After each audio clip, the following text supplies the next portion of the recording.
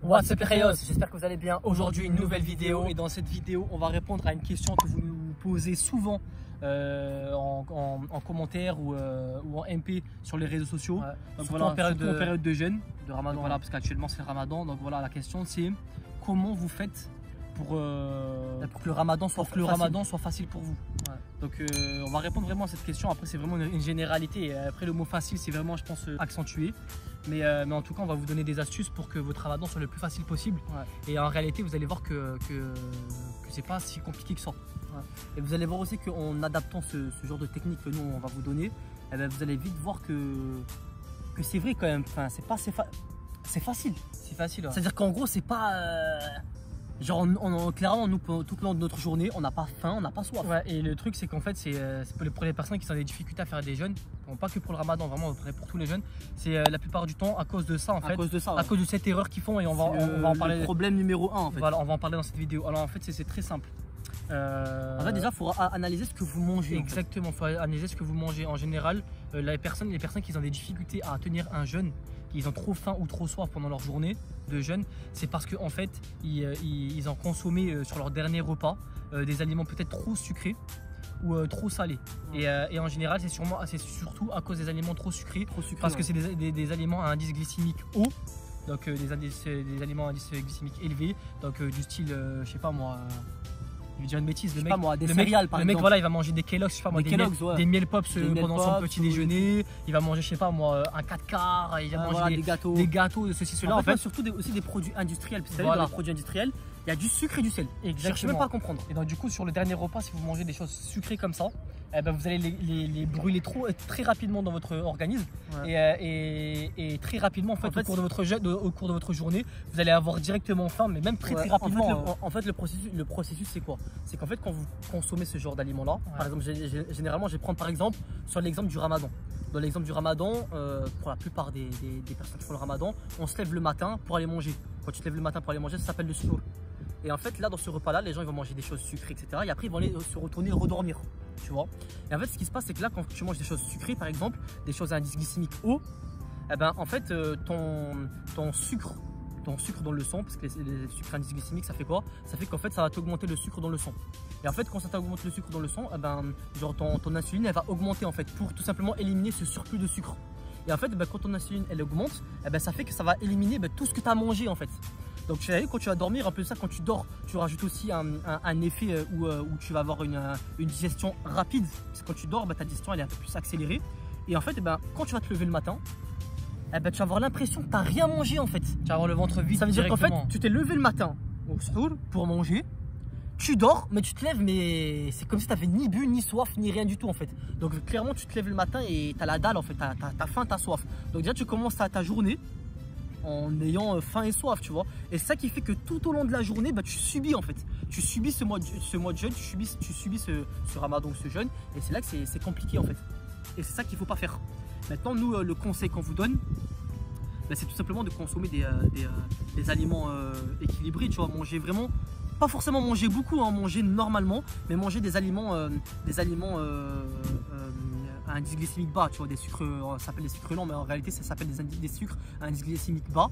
Maintenant voilà, le matin on va pas vous dire de manger du riz par exemple, ou de manger des pâtes ou des choses comme ça, tu vois. Mais par exemple nous ce qu'on fait le matin c'est de manger par exemple des fruits ou des flocons d'avoine par exemple, tu vois. Les flocons d'avoine c'est bien, nous c'est ce qu'on fait, tu vois. Surtout en période de jeûne, en mode jeûne, nous c'est ce qu'on mange. Après voilà, vous faites ce que vous voulez, mais nous c'est ça qui fait que voilà, le matin on mange ça. Ça nous permet que clairement le Ramadan ou la période de jeûne, c'est vraiment très simple, tu vois. On va consommer des aliments de ce type là, des sucres indice glycémique bas, et on va aussi consommer tout ce qui est des bons lipides. Ça va te permettre aussi d'avoir pas mal d'énergie tout au long de ta journée.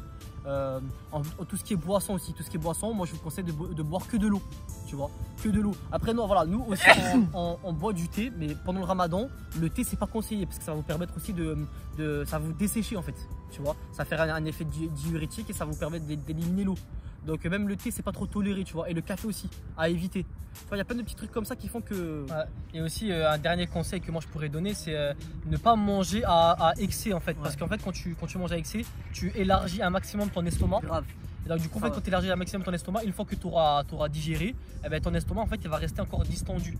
Et le fait que ton estomac reste distendu, au cours de ta journée, surtout si tu as mangé des aliments à index glycémique haut, dans du style des sucres, etc., des sucres rapides, eh ben, tu vas avoir en fait limite une boule à l'estomac, tu vas avoir mal à l'estomac tellement que tu as faim en fait. Tu vois cette sensation de douleur quand tu as faim, et ça en fait ça va justement accentuer la difficulté de ton jeûne. Donc voilà, on fait un petit récap. Pas manger des aliments industriels, trop sucrés ou trop salés. Essayer de manger très propre, voilà, propre, normal. Essayer de manger avec un taux de satiété normal.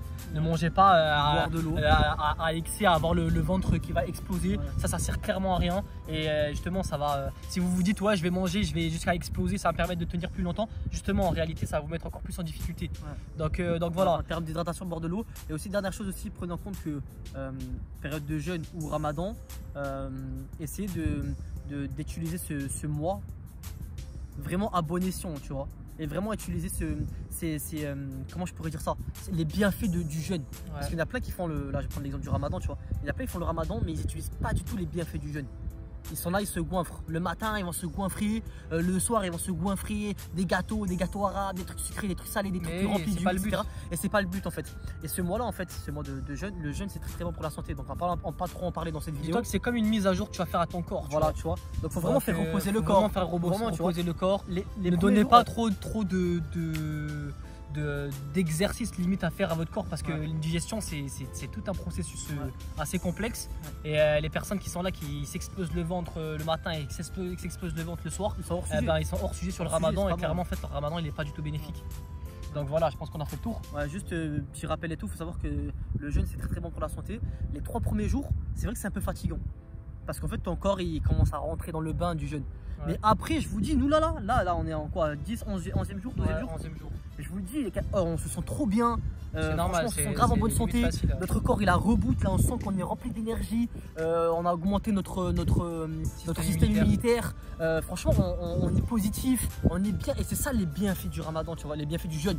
Parce que voilà, le ramadan c'est avant tout un jeûne aussi, tu vois. Donc voilà, on espère que cette vidéo là vous a plu. Voilà, pour les personnes qui nous ont posé cette question là, on espère avoir répondu à un maximum de questions.